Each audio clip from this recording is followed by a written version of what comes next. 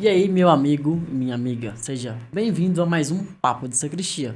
Meu nome é Marcos e com a minha amiga Bárbara, Olá. com o Leandro Olá!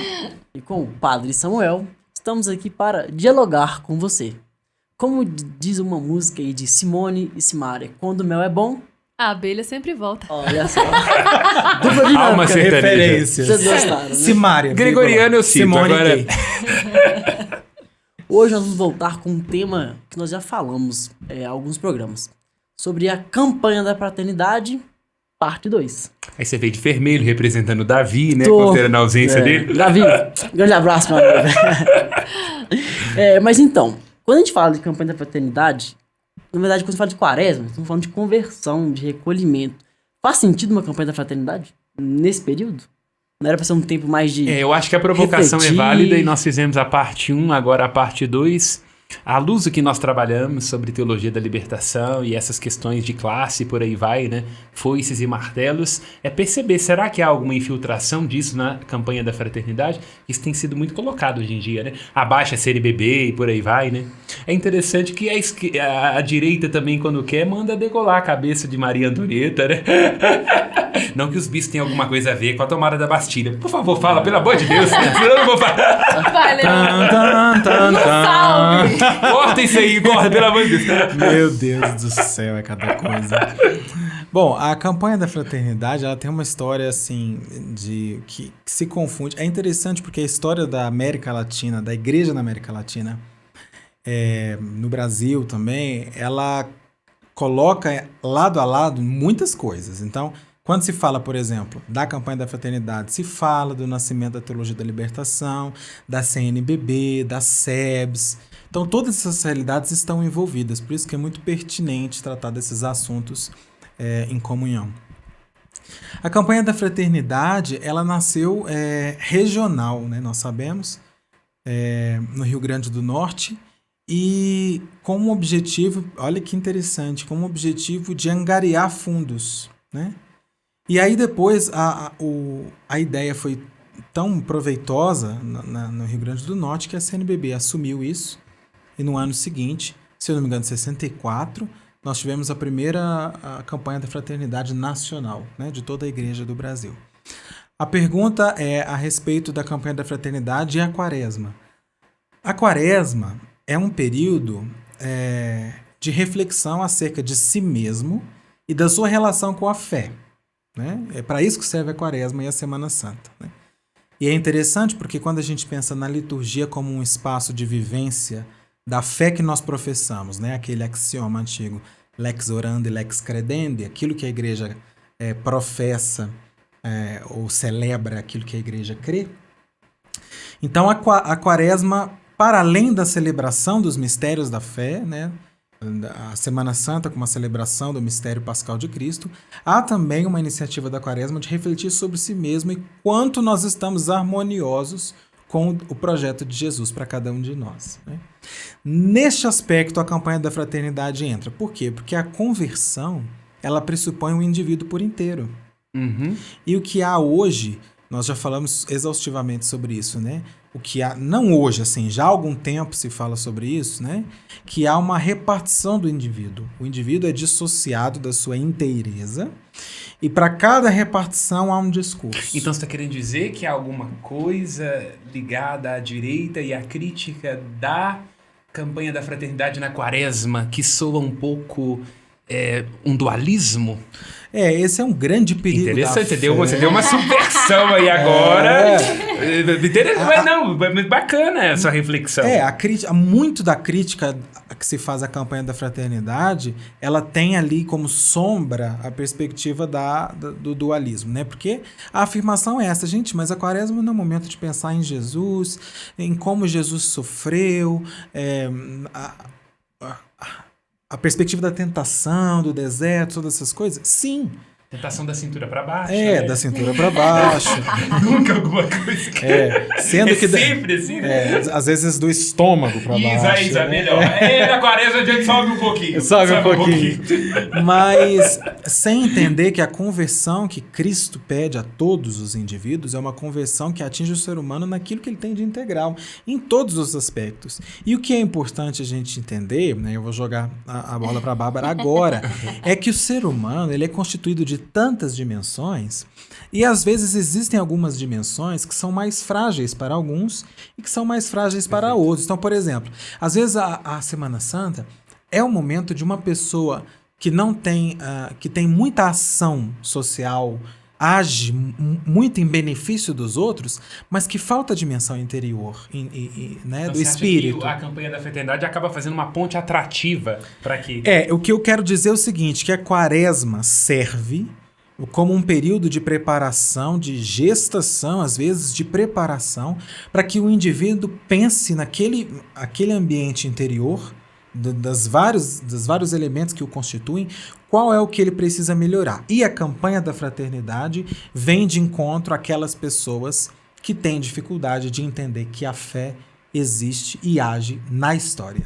Interessante, provocador. E o que você acha disso, Bárbara? Eu acho que assim, o que você falou, né, uma questão de inclusão e de equidade, né? Porque você não quer igualar as pessoas, né? Cada um vai se encaixar de acordo com o seu próprio perfil, né? E isso é uma questão muito bonita. Eu até, inclusive, enquanto leiga, nunca tinha pensado sobre essa perspectiva de ter uma nova alternativa para aqueles que têm um certo perfil, às vezes um pouco mais enérgico, às vezes que vai lá e vai conseguir, por exemplo, uma doação, que vai fazer uma ação entre outras pessoas da comunidade, porque existem pessoas que procuram esse lugar, mas não encontram. Muitas vezes não encontram porque a própria estrutura, a própria organização da comunidade que ela está inserida vai cerceando aquilo, então não permite com que ela participe. E na maior parte das vezes a gente pode perceber, e será que as nossas estruturas paroquiais estão disponíveis para abrir as questões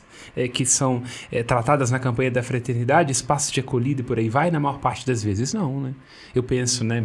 Penso em nosso paz. Na maior parte das vezes a gente está preocupado com fluxo de caixa, com celebrar isso, fazer aquilo, e não tem tempo para abrir esse espaço que é tão belo, né? E há uma tendência do nosso tempo, nós chamávamos isso de outro nome no último vídeo, se você não viu, vá ver.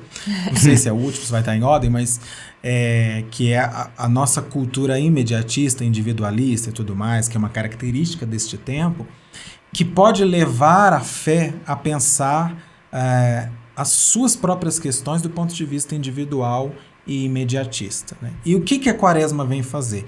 Em primeiro lugar, fazer o indivíduo olhar para si mesmo e refletir quais são os pontos que ele precisa deixar para trás, porque é fundamental, não é possível falar de fé cristã sem falar da conversão, que é um ponto fundante da perspectiva da fé.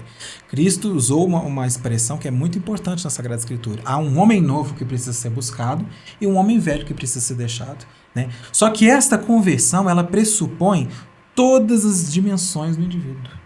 Não apenas a relação daquele indivíduo com Deus, mas a relação daquele indivíduo com a sua história, a relação daquele indivíduo com o próximo que ele ama, a relação do indivíduo com o próximo que ele não ama, a relação do indivíduo, por fim, com o próximo que ele sequer conhece.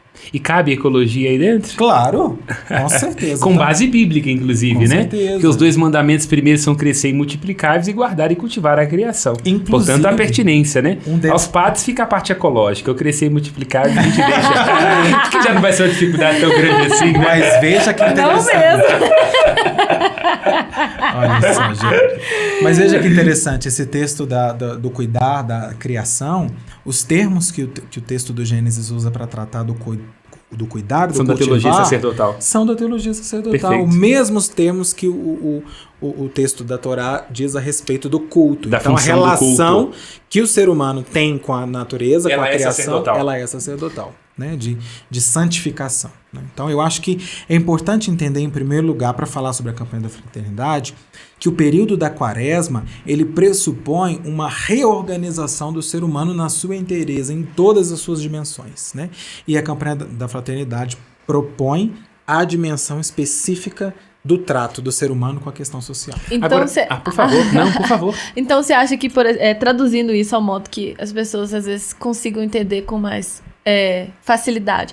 Então, ou seja, a campanha da fraternidade é uma ação concreta daquilo que vai produzir dentro do indivíduo. Ou seja, da igreja para fora.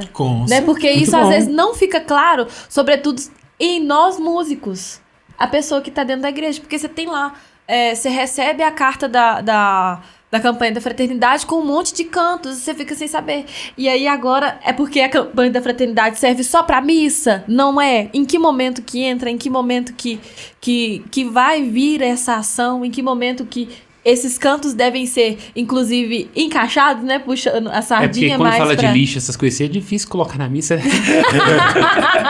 Não, e um detalhe a qual... E esse sertanejo Shot. Que na verdade o povo do Nordeste, eu já fui lá em Pernambuco e por aí, saudosa Garanhuns, o povo lá não canta esses trem que eles falam que a gente, que é nordestino, canta, não. Vai me desculpar, mas é uma violência com o Nordeste falar que eles produzem aquilo lá. E é interessante que às vezes até os ritmos das músicas são ritmos que é um ritmo construído com vários ritmos, com a mistura de vários... Isso, exatamente. Então, para nós músicos, muitas vezes isso é um debate entre músicos, assim, né, na igreja. Porque é pertinente, velho. Sim, e de fato, né, e agora a gente trazendo essa maior compreensão, né, de que, assim, claro que alguns cantos a gente vai poder encaixar, mas que, de fato, a campanha da fraternidade é essa ação concreta. Mas aproveitando que você tá de vermelho, traz umas polêmicas aí pra nós. Tá aqui, porque nós falamos tá da parte bem boa. enumerado É aqui. lógico, né? Mas... Agora, a campanha da fraternidade tem algumas críticas aí, sobretudo a extrema-direita, que fala que tem um pezinho ali na TL. Vocês concordam? O que vocês acham? Ai, meu Deus. Eu prefiro me abster.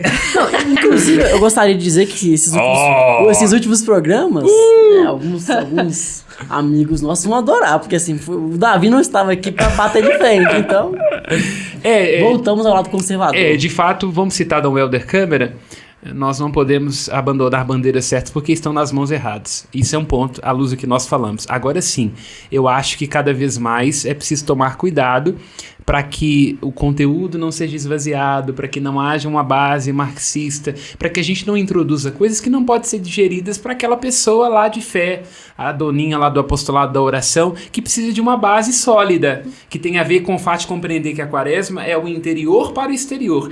Às vezes pode-se incluir determinadas coisas que são problemáticas ou duvidosas. E aqui eu não quero dizer que não há espaço para debate, né? Todo mundo já me conhece o tempo suficiente para saber que eu gosto do debate. Agora a questão é onde este debate acontece. Não dá para querer que as pessoas mais simples, que precisam de alguma coisa mais sólida, mais concreta, tenham essa capacidade de dilatação que nós aqui temos, para entender aquilo que é oficial, aquilo que não é, aquilo que é oficioso, aquilo que tem liberdade de pensamento ou não. Então acho que aí, né, com todo respeito a quem produz esse material, tem que tomar cuidado, né? Então, uma das críticas da atual campanha é justamente nos textos de base, né? Mas geralmente o pessoal já gosta de criticar a CNBB, a pastoral, não sei o que, só aproveita o bom de volta. Então. Mas eu acho que ela é pertinente. Sobretudo, me permita, citando, né, aquela polêmica que teve no ano de 2021 com relação, né, àquela pastora anglicana, se eu não me engano, Banker, que é o nome dela, se eu não me engano. E aí introduz um pouco, né, ali havia algumas coisas que davam a entender uma certa...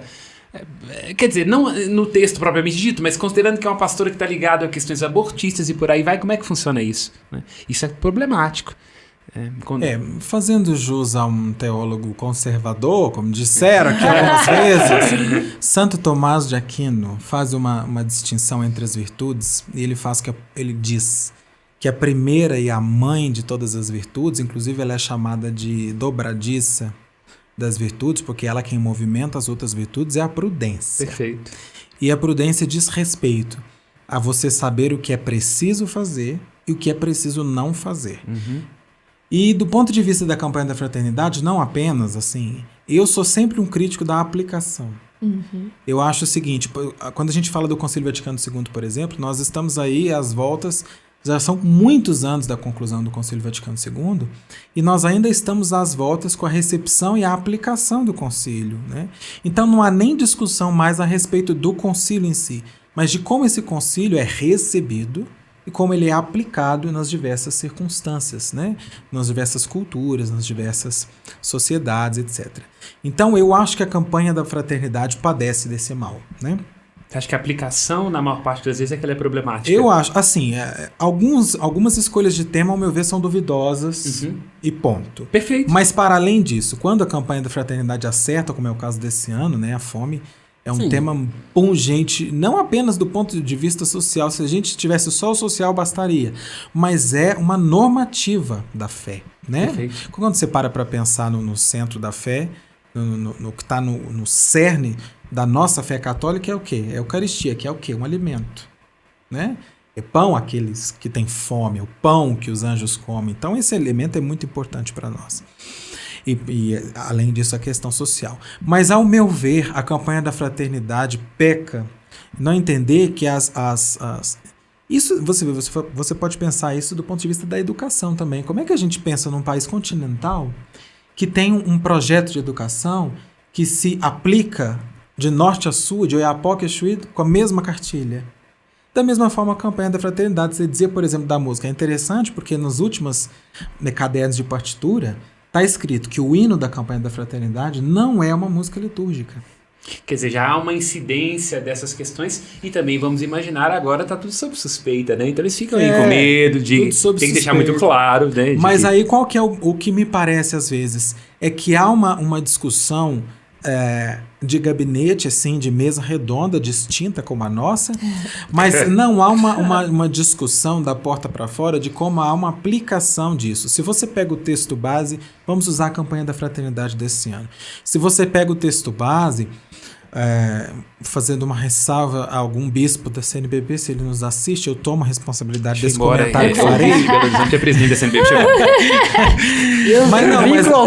Pode falar. Mas um breve detalhe que é o seguinte, o texto é muito descritivo da situação do país, assim, ele coloca muitos números que são muito importantes, mas a fundamentação teológica às vezes é fraca, é frágil, né? E esses números, eles são bons para reconhecer o problema e a situação, mas eles não resolvem nada, né? Então é preciso levar esse conteúdo, essa discussão às comunidades de uma forma que a comunidade possa... retomando a doutrina social da igreja, existe um princípio muito importante que é o da subsidiariedade, né? Cada esfera tem o seu grau de responsabilidade. Então é preciso trabalhar a campanha da fraternidade de um modo tal que o indivíduo possa ser responsabilizado, a comunidade possa ser responsabilizada, o bairro, o município, o estado, o país e o mundo, né? E como é que se faz isso? Quando as coisas se encarnam. E às vezes a campanha da fraternidade vivida na Quaresma não tem tempo para isso, porque existem muitas comunidades que vivem a campanha da fraternidade única e tão somente cantando o hino na missa. E eu achava que essa era a única vivência de campanha da fraternidade. Falei, era um tempo litúrgico e tudo bem, tá acontecendo durante um momento de conversão, mas que você vai mudar os cantos, mudar as dinâmicas. Você já fica preparado. Ó, peraí, eu tenho que aprender tal música. Agora, essa provocação é muito interessante, né? Do ponto de vista de que é preciso cada vez mais ter atenção a como que essa temática se insere dentro de todo o patrimônio da igreja, o sentido permanente das escrituras, o lugar teológico da fome, da pobreza, do desamparo daquele que mais precisa, entendendo que ele é uma epifania de Deus, né? Sempre. E também da perspectiva, qual é a ação concreta que daí decorre? Mas a porque quem compete? Porque você não se implica, né? Então é uma provocação. Mas veja que interessante, quando você pensa, aí vamos retomar a legitimidade de uma campanha da fraternidade associada à Quaresma. Quando você pensa a conversão, o que significa a conversão? Alguma coisa você vai deixar para trás, alguma coisa você vai assumir. Então, quando você pensa, se nesta Quaresma nós estamos refletindo sobre a fome, não basta você, como acontece em muitos lugares, fazer, por exemplo, uma campanha da cesta básica, naquele domingo específico da Quaresma, ajudar umas famílias e acabou, porque não existiu conversão, existiu um ato concreto. Só que o ato concreto é fruto da conversão. Então, o problema da fome, ele extrapola a Páscoa. Você já deu uma resposta, que eu acho que ela é muito interessante, e já deu. Eu só quero introduzir uma seguinte coisa, mais uma vez citando Dom Helder, né? Quando eu dou de comer aos pobres, me chamam santo. quando eu pergunto por que eles têm fome, me chamam comunistas. Não tem aí também uma questão problemática do ponto de vista dar nomes a determinadas questões que poderia gerar embrólios ainda maiores? Eu acho que há uma resistência, mas retomando o que nós já dissemos, é muito importante entender que a fé é um fundamento da fé cristã, que a revolução começa pelo indivíduo. Perfeito. Então, muitas vezes há espaços extra-eclesiais que discutem o tema da campanha da fraternidade e que dão por descontado essa questão. Quando você pensa em Jesus dizendo, os pobres sempre os tereis convosco, né? Aquela passagem super curiosa do Evangelho. Jesus não está legitimando a desigualdade opressiva ou que diminui a dignidade da pessoa. Mas está dizendo que não é uma questão que vai ser resolvida num boteco. É. Ou numa mesa. Não, seja ela de bar ou de gabinete. E além disso, o que ele está dizendo há uma pobreza institucionalizada para a qual o indivíduo transformado que tem que ter os olhos abertos. Perfeito. Se você for esperar esta instituição deixar de existir, você vai permanecer sentado até falecer. Aí eu diria, a preocupação de grupos mais à direita com relação aos temas da campanha da fraternidade é zelo pela ortodoxia ou é cinismo em alguns casos? O que vocês acham? Nossa! Porque eu acho muito engraçado e é uma crítica, não estou dizendo que ela seja necessariamente minha, mas ela existe. Não, contra o aborto, contra o aborto, contra o aborto. O menino negro bateu na janela do meu Honda Civic, não tem nada a ver com isso não. Se você é vítima da sociedade, o problema é seu. Eu estou aqui no meu apartamento de um bairro que eu não vou citar o nome Propriedade aqui. privada. Propriedade privada, entende? Porque eu acho que aí, às vezes, há momentos em que esta rejeição, ela, como nós já dissemos aqui, vale o adágio, né? Você vai dar o banho no menino e joga ele fora com a água suja. Quer dizer, não pode de jeito nenhum. E aí, é onde ficam essas questões que são muito pertinentes. Ou que subjaz, não é? Com este medo do outro, com essa ideia de que as questões do outro não me dizem respeito, ou a fé não tem nada a ver com isso, eu não toco nessa sujeira, isso é problema seu, né? Tem uma coisa psicológica aquela aí. História que nós já dissemos também, né? Houve um sequestro dos discursos, dos temas, dos métodos, que fez com que os discursos, os temas e os métodos deixassem de ser universais. O que eu estou dizendo de maneira muito clara é que parece que o tema do pobre passou a ser um tema de esquerda. Mas aí me permita a provocação, citando Dom Helder mais uma vez, quando dizia, olha, nós estamos passando por uma transformação política. Então a sociedade, transformação de realidade, na verdade, ela tentará fazer conosco. Depois ela fará apesar de nós. Depois será contra nós. Olha essa frase de Dom Helder. Será que foi a teologia da libertação que sequestrou os pobres? Ou uma visão mais conservadora expulsou os pobres? Quem veio antes? O ovo ou a galinha? Eu acho que é a galinha. Muito bom. Ele gosta tudo contra. Mas é porque eu não estou dizendo da perfeito. teologia da libertação, estou dizendo de ideologias mais dadas à esquerda. Porque quando você pensa numa mulher, por exemplo, como a Teresa de Calcutá, era uma mulher teologicamente profundamente conservadora. Mas a experiência de pobreza que ela encarou e para a qual ela deu a resposta que ela conseguia naquele momento é uma resposta que foi motivada pela perspectiva de fé. E será que então os bispos do Brasil, quando frisam a importância de uma campanha da fraternidade, não estão, na verdade, também fazendo meia-culpa de uma instituição que durante muitos momentos ao longo da história não deu conta de ser Teresa d'Ávila? Madre Teresa de Calcutá, perdão, é tanta Teresa, né? Tanta Teresa. Entendendo que esta Teresa encarna o que é o espírito do Evangelho? Pode ser também. Eu sinto um pouco disso. Tem centros mais tradicionais, aí, institutos mais tradicionais e paz por aí vai, que fala que a igreja ela sofre de um sistema autoimune. Um problema que eu já pensava isso também, né? Às vezes, uma espécie de lupus espiritual. Um padre, hoje em dia, ele tem um pouco de resistência de falar de evangelização, de evangelho. Tudo bem, pode dizer que isso é marxismo, gramichismo e por aí vai, mas também tem a ver com uma colonização desastrosa. Quer dizer, onde é que estava a igreja falando sobre o que estava acontecendo aqui com relação aos escravos na América Latina? Então, talvez isso também tenha gerado uma ação rebote. E que agora um pouco está na preocupação de bispos de paz dizer, olha, nós não podemos mais ser indiferentes. Pois é, mas chega um determinado momento, eu já vou jogar para a Bárbara, que é do lado dela, que a igreja, a sociedade, a cultura tem que parar de agir por rebote. Porque assim, quando você apenas responde... você reage. Apenas reação, Perfeito, as iniciativas perfeito. são sempre inocentes e não são eficazes.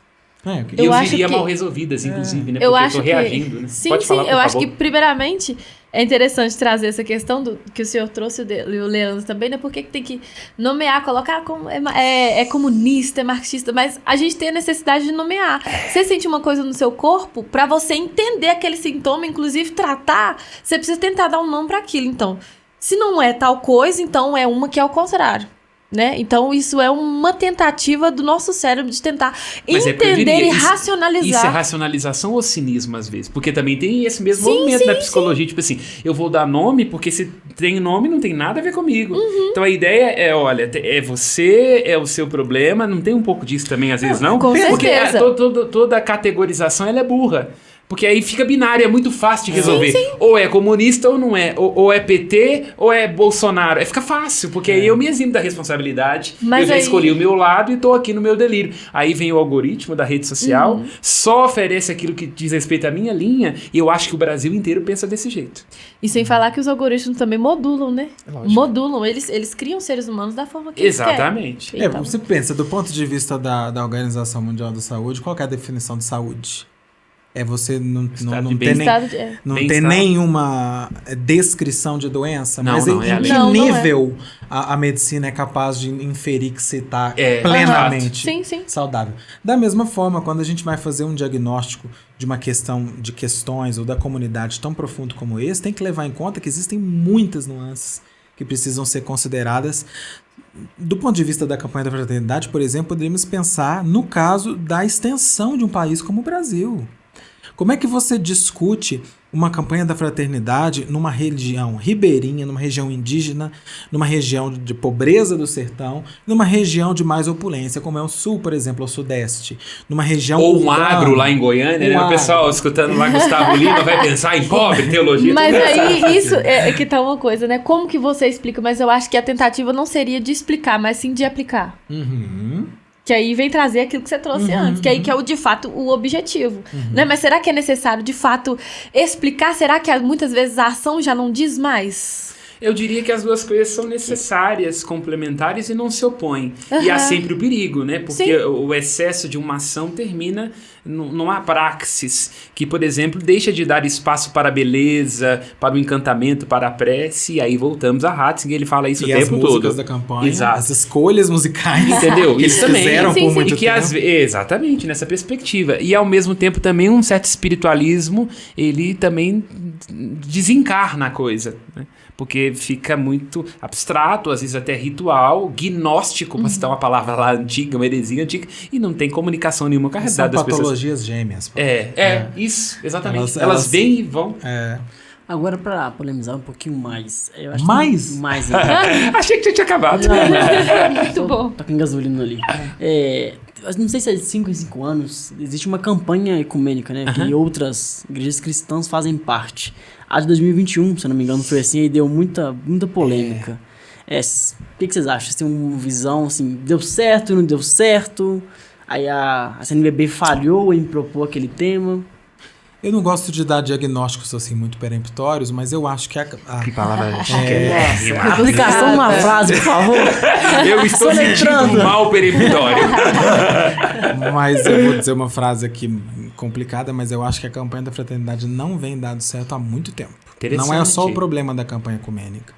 Justamente porque a campanha da fraternidade nasceu em um conjunto ideológico, social, cultural, político dos anos 60, 70 no Brasil, que já não existe mais, né? Quando você pensa...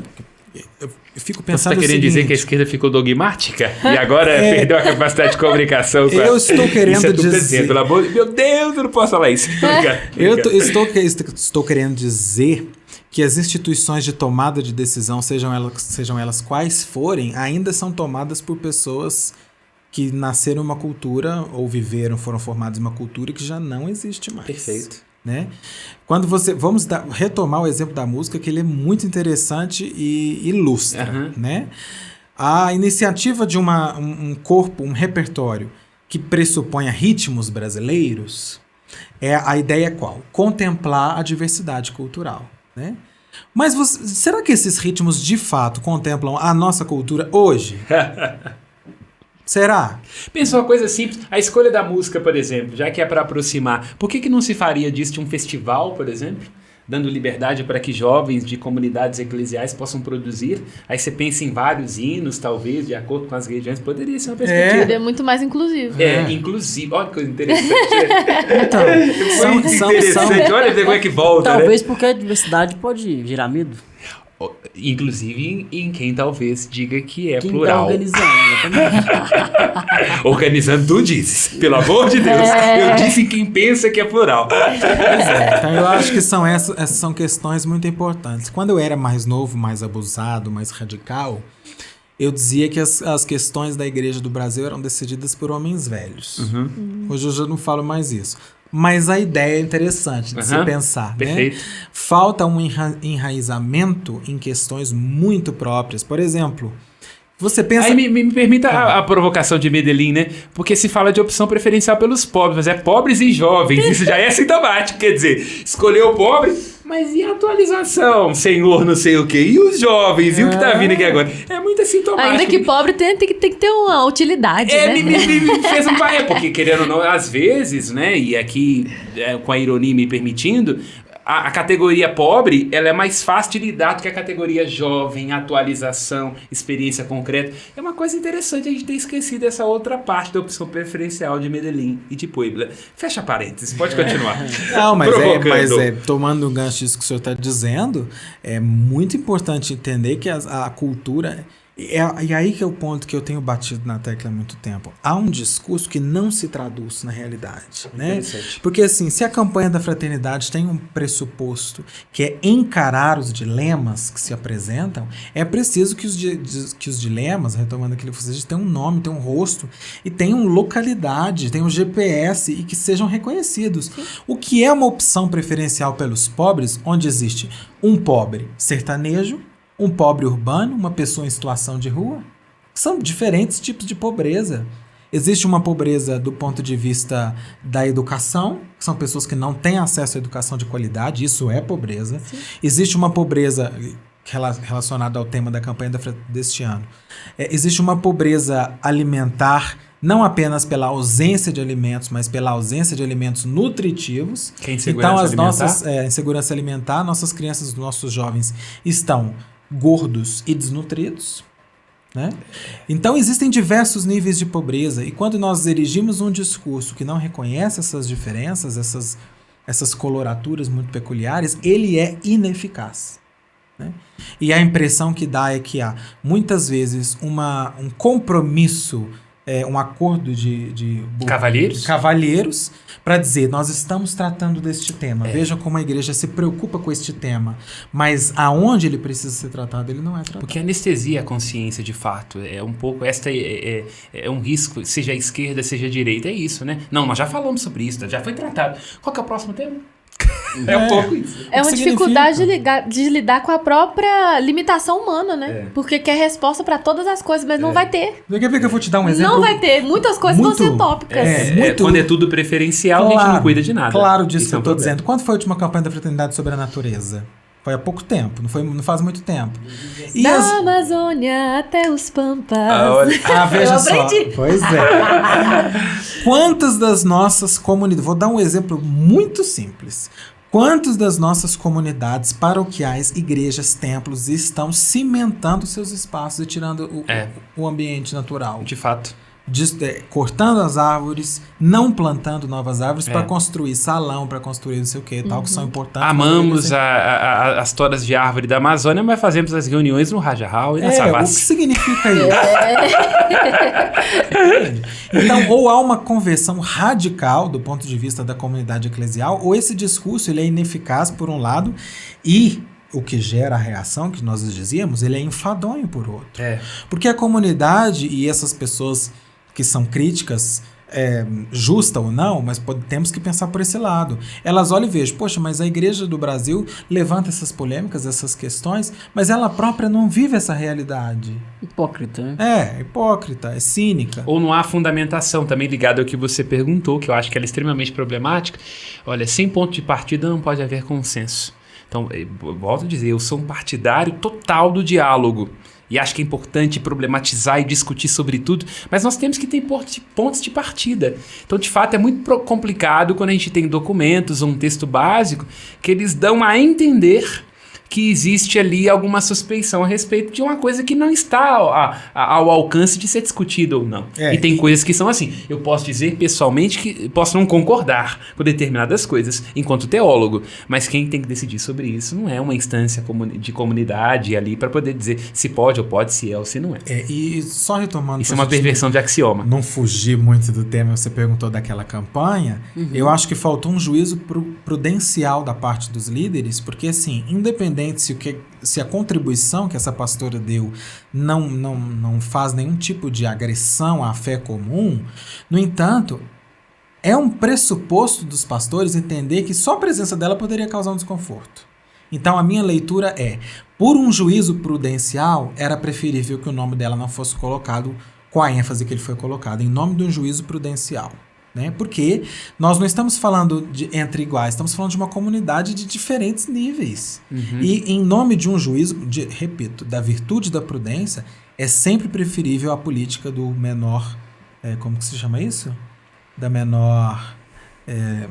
Mal menor, não? Do mal menor. Mal menor. Não é mal menor, era uma outra palavra, mas pode ser isso. A política daquilo que vai causar menos transtorno. O escândalo nunca porque o escândalo ele é profundamente problemático, né? Quando você submete determinadas questões a quem não tem ali pressupostos culturais, interiores, não tem nenhuma capacidade interna de traduzir aquilo ali e elaborar um discurso. Isso é problemático, porque pode ser violência, como você já disse no programa anterior. E aí tem que tomar muito cuidado, né? Às vezes a gente tem uma mentalidade revolucionária, eu acho que tem a sua razão, né? Eu não sou anti-revolução, embora tem gente que diga que é um conceito que ele é por si só, ele é ruim, mas eu diria, Jesus foi uma revolução na cruz com relação ao judaísmo, então, bom, enfim, né? Não foi Che Guevara, mas também não vai dizer que esse negócio de Deus é meu pai, não foi uma revolução terrível, mas enfim, né? Mas tem que tomar cuidado para que a revolução, ou a reforma, não seja uma violência, que aí é problemático, sempre.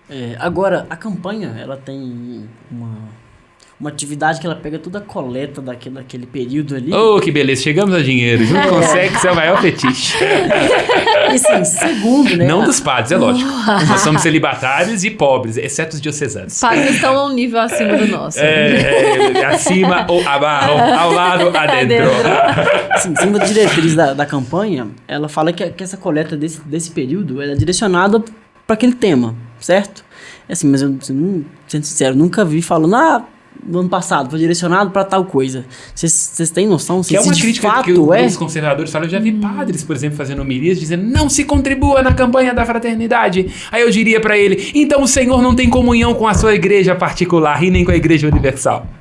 Porque 60% desse valor é destinado às ações de caridade da diocese. E eu posso dizer aqui, sem demagogia nenhuma, a Arquidiocese de Belo Horizonte trabalha muito nessa linha. Inclusive, pensa, na própria Catedral Cristo Rei haverá um espaço destinado para isso, que é a acolhida de Dom Luciano Mendes. Então, quer dizer não contribuir com a campanha? Não, pelo amor de Deus. Então, são 60%, né? Não é fica para a igreja particular e 40% fica destinado às ações, diríamos assim, mais nacionais, né? Seria essa a perspectiva. E há uma prestação de contas, lógico.